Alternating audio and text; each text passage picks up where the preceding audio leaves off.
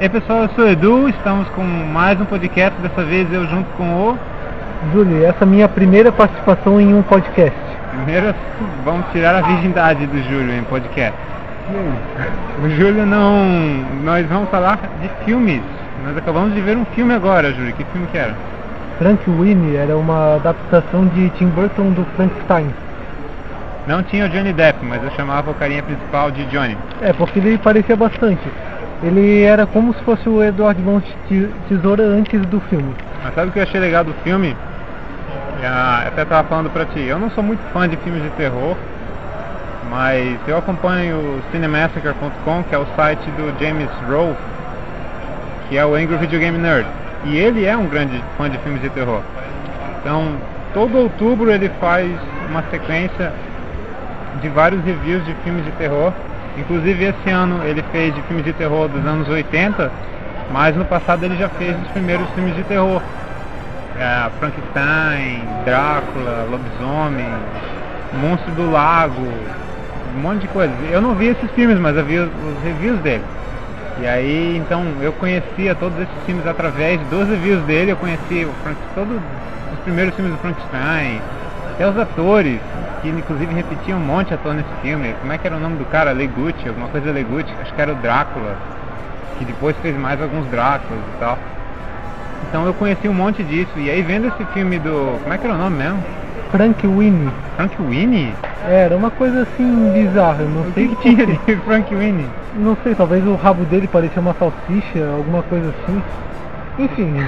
E aí o filme fazia referência direta a esses filmes antigos, principalmente o filme do Frankenstein, né? Inclusive ele é em preto e branco, então tem um monte de cenas que eu assistia e eu pensava, meu Deus, é que nem aquela parte do Frankenstein, inclusive o final no moinho, assim, até engraçado porque o filme é provavelmente feito pra criança, provavelmente não, é feito pra criança, que ninguém vai saber a referência, mas assim, pô, você conhecendo filmes antigos, ou mesmo eu que só vi os reviews do James Rolfe, achei muito legal a maneira como eles conseguiram fazer tanta referência a filmes antigos. O que eu gostei bastante do filme é que lembrou aquele curta-metragem que o Tim Burton ele fez antes dele virar o diretor que ele é hoje. Ele fez um curta-metragem chamado Vincent, que também era feito em bonecos de massa, e era uma ideia bem parecida, que era um menino que era um gênio, ele fazia experiências no quarto dele. Ele também tinha um cachorro que ele, no pensamento, era como se fosse um monstro para ele. Só que ele tinha uma mentalidade toda distorcida da realidade. É um pouco diferente desse filme, mas lembrou bastante assim, essa ideia do curta, principalmente pelos efeitos visuais. Cara, ele escavou o cachorro dele no cemitério, arrastou para dentro de casa e através de eletricidade, de uma tempestade, ele trouxe o cachorro de volta à vida. Eu acho que ele também tem alguns problemas, não é tão diferente assim. Isso daí é carência, o menino não tinha amigos, aí o que eu vou fazer? Eu sou um gênio e vou ressuscitar meu cachorro porque eu vi o meu professor de ciências fazendo um sapo se mover com eletricidade. Talvez isso daí consiga ressuscitar o Spark. Não só ressuscitar, ele ensinou a ler também, porque a gente viu em determinado momento do filme, ele estava procurando o túmulo dele e quando ele viu escrito Spark, ele reconheceu. Não, e é uma baita ironia um cachorro chamado Spark ser ressuscitado pela eletricidade, né? Mas ele sabe até ler, cara. Não. Isso daí tudo baseado nas dicas de ciências do professor dele, é claro. Que fez o pior discurso de manter o seu emprego da história. O discurso dele, o problema é que ele foi sincero demais. E na hora de manter o seu emprego, ou fazer entrevista de emprego, você tem que saber controlar a sua sinceridade. Recomendo esse filme para todo mundo que esteja tentando conseguir emprego, para ver o que não fazer numa entrevista de emprego. Porque esse homem conseguiu, olha, não importa o bom humor do patrão, ele não conseguiu emprego em lugar nenhum. Mas então, tu falaste do Vincent, e eu tenho uma história muito triste com o Vincent. Eu não sou muito de jogar RPG, eu joguei poucos, o único Final Fantasy que eu joguei foi o 8, mas meu sobrinho morava comigo no começo, por alguns anos, E ele gosta muito de RPG, gostava. Então ele jogou vários RPGs, inclusive Final Fantasy VII. E eu não joguei, mas eu acompanhei ele jogando. Eu vi ele jogando. Naquela época ele colocava o nome nos personagens, colocava o nome dele sempre. Então o Cloud tinha o nome dele. E aí foi aparecendo os outros personagens e eles foram ganhando nomes desconhecidos também. A minha irmã apareceu, o pai dele era o... Botar nome de família em personagem de RPG Nunca fez isso, cara. Eu fazia isso daí em Worms Armageddon, que eu montava aqueles times, aí eu botava o nome de tudo que é conhecido. Aí eu tinha o time da família, o time dos amigos. Eu já apareci no teu time de Worms Armageddon? Não, porque eu te conheço há menos de um ano, então faz uns 6, 7 anos que eu não jogo Worms. Demora um tempo até tu ter intimidade pra colocar a pessoa, dar o nome de uma pessoa, uma minhoca que tu vai explodir com essa míssil. É claro, pra explodir a cabeça de uma pessoa você tem que ter uma certa intimidade, né, cara? Mas então, e aí então eu acompanhei ele jogando Final Fantasy e foi entrando novos personagens, ganhando nomes. Eu não tinha um personagem. E porque não aparecia mais nenhum homem.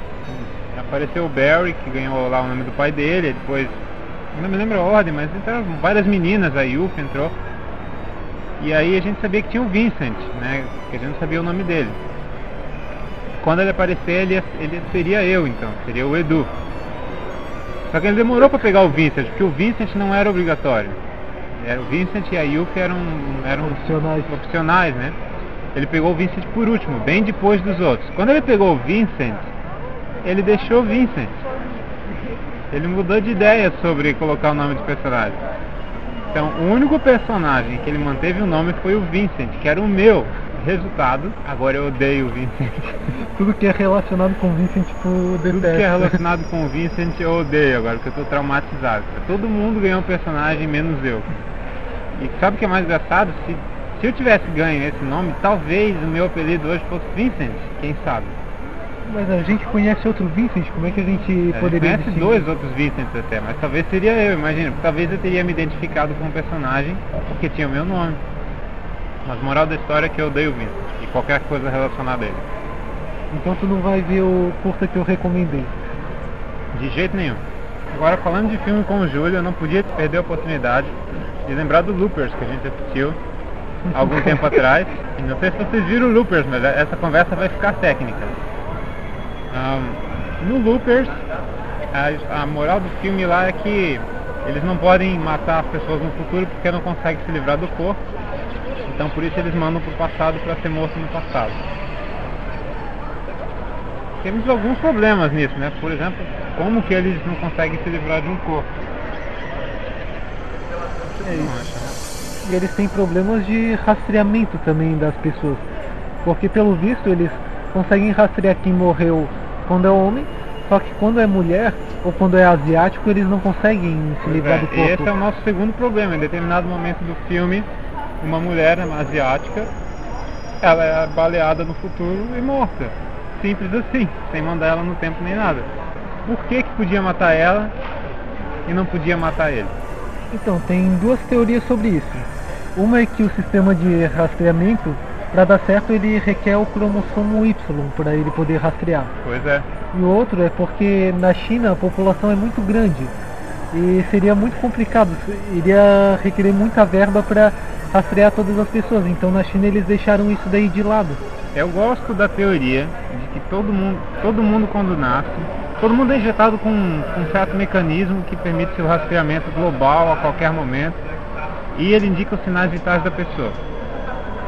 Então funciona assim, existe uma base de dados controlando isso o tempo inteiro e quando alguém morre, o sistema identifica que a pessoa, que o sistema identifica que esse dispositivo parou de repassar os sinais vitais da pessoa. Então existe um departamento, um órgão do governo, que vai investigar todas as mortes. Então quando alguém morreu, esse departamento do governo manda um investigador para ver as circunstâncias da morte. Se foi uma morte no hospital normal de doença, ou mesmo um acidente normal, fica por isso mesmo, paciência, vamos em frente, a vida segue. Mas isso também gera complicações, porque como a gente falou, aquela moça é simplesmente assassinada. Aí vem a nossa teoria de que isso é o cromossomo X, é isso? O cromossomo Y, ele é necessário para poder ser feito esse Esse rastreamento. rastreamento funciona com base no cromossomo Y da pessoa. É o cromossomo Y que informa os dados vitais, então não funciona em mulheres. Por isso que mulheres podem ser simplesmente mortas. Mas mesmo assim a gente fica com a pergunta, não é mais fácil jogar o cara na frente de um trem e foi um acidente? Do que construir uma máquina do tempo e mandar ele de volta no tempo? O difícil é que senão eles teriam que criar várias desculpas para matar as pessoas. Eles deveriam achar várias maneiras criativas e teriam que variar muito para não parecer suspeito. Então eles enviam as pessoas por o tempo, que aí só desaparece a pessoa do sistema, ninguém sabe se morreu, se está vivo. E não precisa nenhuma justificativa de morte, sem falar da burocracia, que aí eles não precisam fazer atestado de óbito. Muitas taxas, assim, né? A taxa pode ser mais alta. Imagina o tanto que tu gasta para pagar o caixão, para cremar o inventário. Ou seja, às vezes sai mais barato tu enviar no passado e enviar a pessoa para o passado com um monte de barra de ouro junto com ela para pagar o looper. Então é isso, é assim que funciona. São prata, na verdade. O ouro é só quando é pra fechar o loop. Mas, como a gente falou, tem que ter algum controle. Então, a minha teoria é, existe um órgão do governo, talvez a Secretaria de Investigação de Morte Masculina, porque é só com homens. Então, a Secretaria de Investigação de Morte Masculina é convocada toda vez que o sistema acusa a interrupção do sinal vital de um indivíduo do sexo masculino. Eles vão investigar a morte. Se eles concluírem que é suspeita, aí a investigação torna-se policial, eu suponho. Se eles concluírem que está tudo ok, prossegue-se normalmente. Então, quando manda o cara no tempo, evita-se a visita da Secretaria, como é que é? A Secretaria de Investigação de Mortes Masculinas. De mortes masculinas. As mulheres se virem, o sistema de controle não funciona com vocês, então vocês podem ser mortas à vontade. Eu tenho uma pergunta boa pra ti. Tudo isso que a gente falou até agora, a gente meio que já tinha conversado antes, mas agora eu vou jogar uma no fogo aqui. Não tem nenhuma looper mulher. Por quê? Não seria muito mais fácil, na hora que eles não querem mais saber da looper, matar ela? Afinal o controle não funciona com mulheres. Não precisa nem mandar no tempo, não precisa mandar barra de ouro. É só matar. E sabe o que é engraçado? Quando a gente tava voltando do filme, fazendo essas perguntas todas, uma das primeiras coisas que o Júlio falou pra mim, né? Todo filme, como é que é? Todo filme com viagem do tempo dá um nó na cabeça, né? Sim. Agora veja o engraçado, todas essas perguntas que a gente está fazendo não tem a ver com viagem do tempo. Tem a ver com a agência de investigação. Nós não estamos perguntando sobre a viagem do tempo, o que aconteceria se matar esse, se matar aquele. Estamos perguntando como eles controlam as mortes. Por que podem matar mulheres? Por que não contratam mulheres como loopers, se é mais fácil matá-las depois?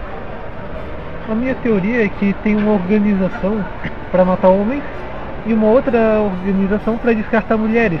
Eles não falaram dessa organização para descartar mulheres. Pois é. Pergunta, por que eles não matam e mandam só o corpo?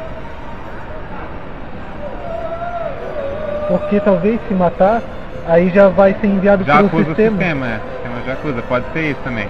E tem uma coisa que eu não pensei também, talvez o cara que matou aquela mulher seja puramente incompetente, talvez seja um estagiário. Talvez seja uma agência de investigação dos homens e uma das mulheres. Assim, a asiática ela morreu, então eles nem ligaram para isso, porque a agência de investigação de mulheres, o pessoal queria descartar as mulheres, é que teria que se preocupar com isso, e eles que seriam culpados por causa disso. Então tu diz que no futuro vai abrir um monte de concurso público, que 2 agências de controle de morte vão ser criadas. No mínimo uma, né? A agência de investigação de óbito masculino já é certeza. Tá, então não conseguimos uma resposta porque não tem loopers femininas. Fica a pergunta para quem estiver ouvindo.